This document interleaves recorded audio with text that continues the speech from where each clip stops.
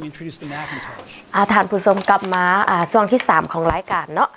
ช่วงที่3นี่เป็นช่วงแห้งบันดาลใจค่ะน้อยมื้อนี้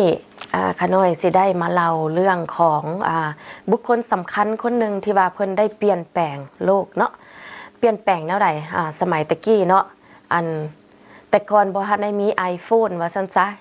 กินข้าวน้ำกันครอบครัวก็ยังล้มกันอยู่ยังเว้ากันอยู่เดี๋ยวนี้ตั้งแต่ข้าได้ iPhone นี่กินข้าวก็ก้มหน้าค่ะน้อยโอ้ยจักสิว่าจักสิย่องบ่หรือสิว่าจังไหนเนาะแต่ว่าเว้าเรื่องเทคโนโลยีเนาะเพิ่นก็ถือว่า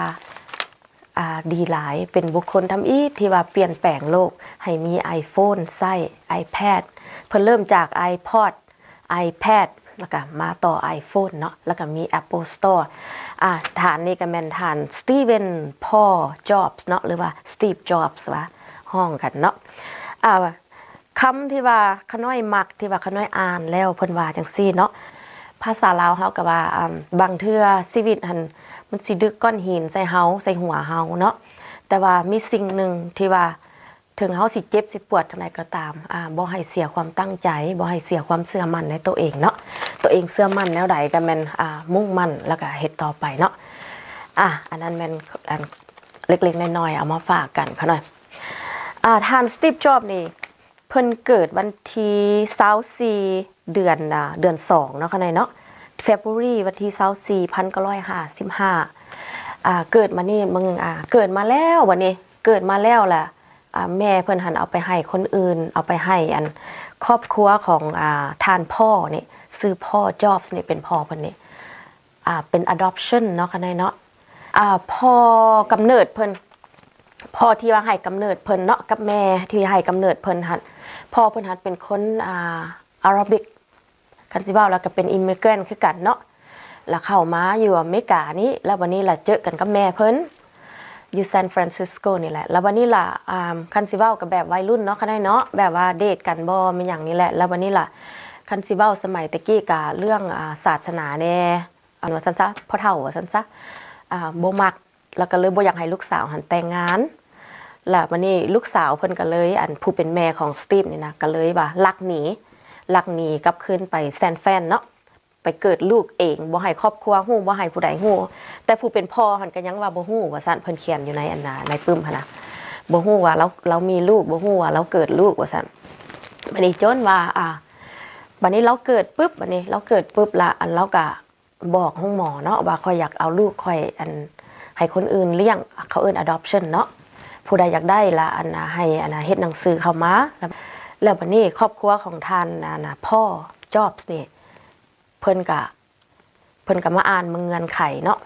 แม่แท้แล้วหันให้วางเงื่อนไขว่าจะสิเอาลูกค่อยไปก็เอาไปแต่ว่าจะต้องให้เราเรียนจบคอลเลจแล้วบัดนี้ครอบครัวนี้ก็เลยสัญญาว่าโอเคเขาสิให้เราเรียนจบคอลเลจแล้วเพิ่นก็เลยว่าได้เซ็นหนังสือโอนสตีฟนี่ให้เป็นลูกของครอบครัวทานจ็อบส์นี่เนาะแล้วต่อมาสตีฟเพิ่นก็เลยได้ใช้นามสกุลจ็อบส์ว่าซั่นซะวันนี้เพิ่นเกิดวันที่24เดือน2วันที่24 1955เนาะและเสียชีวิตหันแม่นวันที่5เดือนออกโทเบอร์2011รวมอายุได้56ปีเนาะเพิ่นเนาะเป็นว่าเพิ่นหันเป็นคันซิเว้าแล้วเพิ่นเป็นแคนเซอร์ชนิดนึงที่ว่าเกี่ยวกับสเตรสเนาะเกี่ยวกับที่ว่าจังได๋ภาษาบ้านเฮาเป็นประมาณโรคซึมเศร้าโรคแบบเกี่ยวกับระบบประสาทว่าซั่นๆระบบความมันจิตใจบ่อีหยังเลยนะเรื่องสเตรสเรื่องอุกใจว่าซี่นะเฮาก็บ่ฮู้ว่าเพิ่นก็สิใส่สมองหลายว่าซั่นซะแล้วเพิ่นก็เลยเป็นเสียชีวิตอายุยังหนุ่มเนาะแต่ว่าคุณงามความดีของเพิ่นเขาเจ้าก็ยังจารึกไว้เพราะว่าเพิ่นเป็นบุคคลทำอิฐของโลกที่ว่าเปลี่ยนแปลงโลกให้ได้มี iPhone iPad iPod แถวนี้แหละเนาะใส่เนาะแต่ว่าขน้อยก็เลยว่าคือเห็นแล้วก็อยากมายกเรื่องของเพิ่นมาเว้าเนาะหน้าที่ของเพิ่นแม่นแนวใดเนาะหน้าที่ของเพิ่นนี่ก็มีหลายอย่างแต่ว่าที่เด่นๆหั่นแม่นเพิ่นเป็นindustrial designer เนาะเพิ่นเกี่ยวกับเรื่องคอมพิวเตอร์ดีไซน์นี่โดยเฉพาะซั่นซะแล้วเพิ่นก็เป็นนักลงทุนแล้วเพิ่นก็ยังเป็นผู้จัดเกี่ยวกับรายการ เกี่ยวกับคอมพิวเตอร์เรื่องมีเดียในภาษาลาวค่ะสิว่าแนวใดมีเดียนี่ก็สิแม่นเรื่องเอนเตอร์เทนเรื่องสร้างสรรค์เนาะเรื่องจังไดก็แล้วแต่ประมาณนั้นแหละขน้อยก็บ่ฮู้จักสิว่าภาษาลาวแนวใดเนาะเพิ่นเป็นคนทำอิฐที่ว่าสร้าง iPhone 4ค่ะหน่อยทำอิฐที่ว่าเพิ่นประสบผลสำเร็จที่สุดระดับโลกนี่แม่น iPhone 4ที่ว่าเฮ็ดให้คนฮู้หน้าฮู้ตาเพิ่นหลายเนาะiPhone 4นี่เพิ่นออกจำหน่ายเดือนจูนวันที่เดือนจูนปี2010เนาะแม่นทานสตีฟจ็อบเป็นคนเฮ็ดว่าซั่นซะประวัติของเพิ่นละแม่นจังซี่เพิ่นทำอิฐหันเพิ่นเป็นคนทำอิฐที่ว่าก่อตั้งบริษัท Apple เนาะค่ะได้เนาะบริษัท Apple นี่เพิ่นเป็น CEO เป็นกันสิเว้าแล้วก็ผู้ก่อตั้งเนาะแล้วก็เป็นผู้บริหารของบริษัท Apple ว่าซั่นซะบริษัท Apple นี่เพิ่นตั้งขึ้นมาทำอิฐเพิ่นเฮ็ดเป็นคอมพิวเตอร์ที่ว่าใช้งานส่วนตัวทั่วไปว่าซั่นซะอันที่เฮาก็เห็นเนาะอันเป็นหน้าบักใหญ่ตั้งอยู่บ้านหน่วยบักใหญ่เพิ่นเฮ็ด Apple 1ออกมาก็ประสบผลสำเร็จแต่ว่าตอนนั้นเพิ่นก็มีหุ้นส่วนหลายคนเนาะเฮ็ด Apple 2ออกมาก็ประสบผลสำเร็จบัดนี้จนว่ามาฮอด Apple Lisa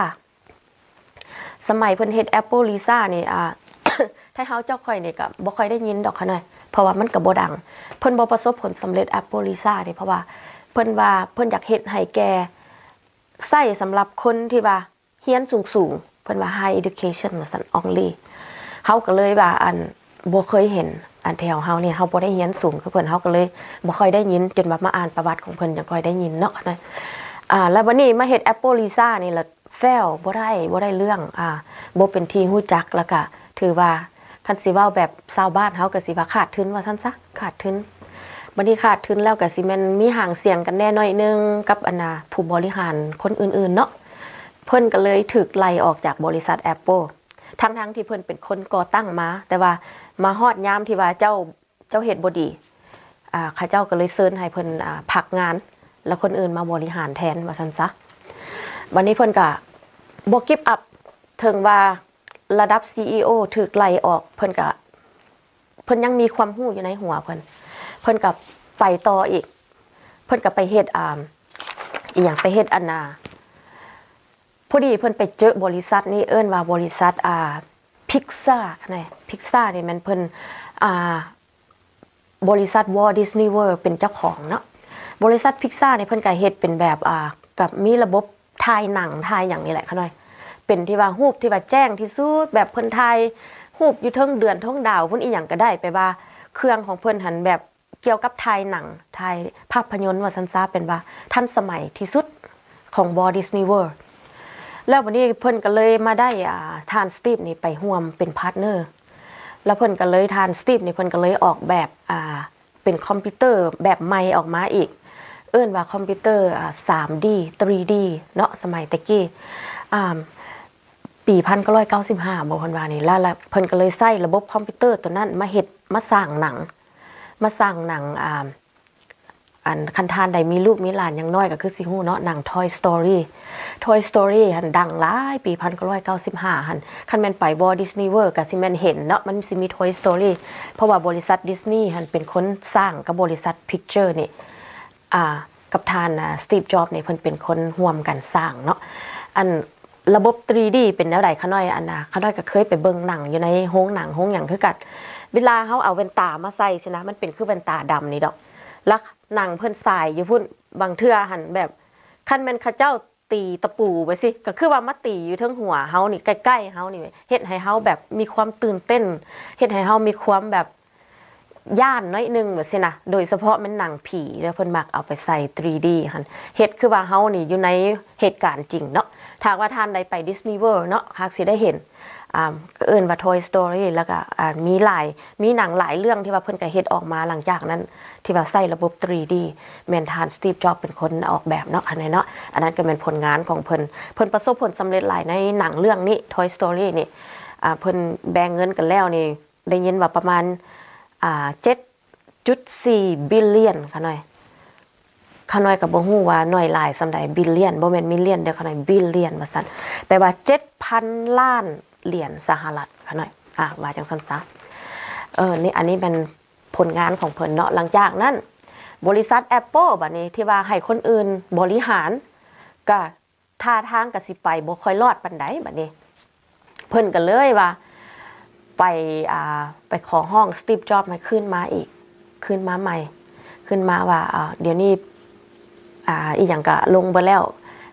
พวกคอยอยากได้เจ้าขึ้นมาคือเก่าสิว่าประมาณนี้แหละแล้วสตีฟจ็อบส์ก็เลยกลับขึ้นมาบริหารApple อีกในบริหารครั้งนี้เพิ่นก็มานั่งคิดนอนคิดว่าเอาสิเฮ็ดจังไหนเนาะเดี๋ยวนี้สิเฮ็ดแบบใดออกมาจังค่อยสิกู้สถานการณ์ได้ว่าซั่นซะแล้ววันนี้เพิ่นก็เลยว่ามีไอเดียเพราะว่าสตีฟจ็อบส์นี่เพิ่นเป็นคนที่ว่าเขียนหนังสืองามเขาหน่อยสมัยตะกี้เว้าตอนเพิ่นเข้าเข้าโรงเรียนคาเลจซะเนาะตอนเพิ่นไปเข้าคาเลจหั่นเพิ่นบ่มักสิ่งที่เพิ่นเรียนเพิ่นล่ะไปเห็นอันห้องนึงที่ว่าเขาเจ้าเรียนเขียนหนังสือคันสิเว้ากับแบบอาร์ตนะแบบแต้มหนังสือตัวอักษรหนังสือนี่แหละจักสิห้องว่าจังได๋เป็นอาร์ตเป็นเขียนให้มันงามหั่นล่ะเป็นแบบกราฟิกว่าซะกราฟิกดีไซน์นี่แหละเพิ่นละมักเพิ่นละไปเรียนแต่ว่าบ่เคยได้ใช้แต่ว่ามักซื่อๆแล้วก็เรียนมื้อนี้จนว่ามาฮอดสมัยเพิ่นกลับมากู้Apple เนาะเพิ่นก็เลยหมุนไส้ตัวความรู้ตัวนั้นที่เพิ่นมีที่ว่าเขียนหนังสืองามอ่ะก็เลยว่าเอามาออกแบบคอมพิวเตอร์ Macintosh เนาะท่านใดที่ว่าเป็นกราฟิกดีไซน์บ่อีหยังก็เคยสิได้ยินเอิ้นว่าMacintosh Notebook เนาะสิมีโน้ตบุ๊กสิมีนั่นมีนี่ละอยู่ในหันสิมีฟอนต์หลายอันหนังสือแนวใดก็สิมีตัวหนังสือสิมันสิคือตัวฟอนต์ตัวอย่างนี้ก็มีแบบว่าเป็นคอมพิวเตอร์รุ่นเดียวที่ว่ามีตัวหนังสืองามว่าซั่นซะคอมพิวเตอร์รุ่นอื่นก็มีแต่ว่าอาจสิมี A B C D ธรรมดาเป็นตัวเขียนธรรมดาแต่ว่าคอมพิวเตอร์ตัวMacintosh นี่เป็นคอมพิวเตอร์ที่ว่ามีลายเป็นหนังสืองามที่สุดว่าซั่นซะเพิ่นเลยเฮ็ดตัวนี้ออกมาเพิ่นเลยมีไอเดียแล้วก็มาเฮ็ดตัวนี้ออกมากับประสบผลสำเร็จเนาะคั่นเนาะแล้วก็เลยต่อมาเพิ่นก็เลยกอบกู้ได้เนาะกอบกู้บริษัท Apple ได้ว่าซั่นซะแล้วมาวันนี้จนมาฮอดปีเท่าใดนี่2000เท่าใดนี่2010เนาะเพิ่นก็แต่ว่าเพิ่นก็บ่ได้เซาเพิ่นก็คิดมาตลอดว่าเฮ็ดจังได๋สิเอาเฮ็ดจังได๋ต่อสิเอาอีหยังออกมาใหม่ๆเพิ่นก็คิดตลอดว่าซั่นซะจนว่ามาฮอดปี2010เพิ่นยังค่อยได้ผลิตiPhone 4 ออกมาเนาะค่ะเนาะเป็นแล้วก็ประสบผลสำเร็จที่สุดอยู่ประเทศใดก็ผู้ใดก็ท่าซื้อเครื่องยังพอได้ออกมีแต่ว่าโฆษณาซื่อๆคนก็ไปท่าเป็น200-300คนแล้วค่ะน้อยเพราะว่ามันทันสมัยหลายโทรศัพท์มือถือน้อยๆแปะๆแล้วก็เอามือจิ้มไปจิ้มมาได้เนาะค่ะน้อยเนาะสมัยนั้นผู้ใดมี iPhone 4เนี่ยก็ถือว่าโอ้ทันสมัยหลายเนาะเดี๋ยวนี้บ่แม่นฮอด iPhone 11แล้วบ่ค่ะน้อย11แล้วเนาะแต่ว่าค่ะน้อยยังใช้ iPhone 6อยู่เพราะว่ามันยังใช้ดีอยู่ก็เลยยังใช้เนาะอันนั้นก็แม่นข้อความที่ว่าเฮาเอามาเล่าสู่กันฟังแล้วเพิ่นเสียชีวิตไปแล้วเดี๋ยวนี้เพิ่นเสียชีวิตไปแล้วแต่ว่าบริษัท Apple ก็ยังมีคนอื่นtake over ต่อไปเนาะบริหารต่อไปแต่ว่าท่านสตีฟจ็อบส์เพิ่นเป็นคนที่ว่าได้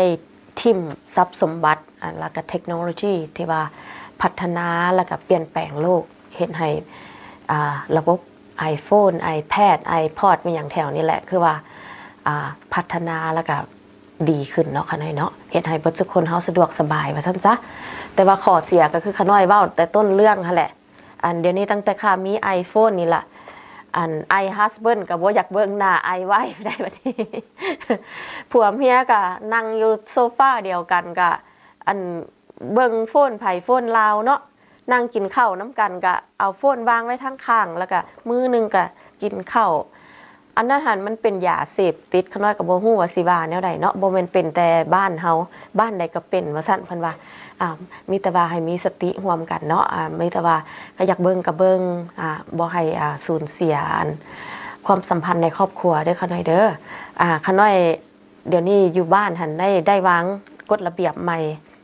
หมายถึงว่าเวลากินข้าวหาเวลานี่ให้ปิดโทรศัพท์ว่าซั่นแต่ก็ยังบ่เวิร์กดอกเว้าไว้ซื่อๆเพราะว่าบางเทื่อลูกสาวคนนั้นยังกินข้าวอยู่ดีๆก็วนเอาโทรศัพท์คันบ่เอาโทรศัพท์ให้ก็สัมภาษณ์ว่าให้ดิฉันเฮ็ดจังได๋ก็เลยว่าบ่แม่นแต่เด็กน้อยบ่แม่นว่าแต่ผู้ใหญ่เดี๋ยวนี้ผู้เฒ่าก็ยังติด iPhone คันสิเว้าก็ จักสิแม่นข้อดีหรือข้อบ่ดีทานสตีฟนี่ก็ได้เนาะอ้าวอันนั้นแม่น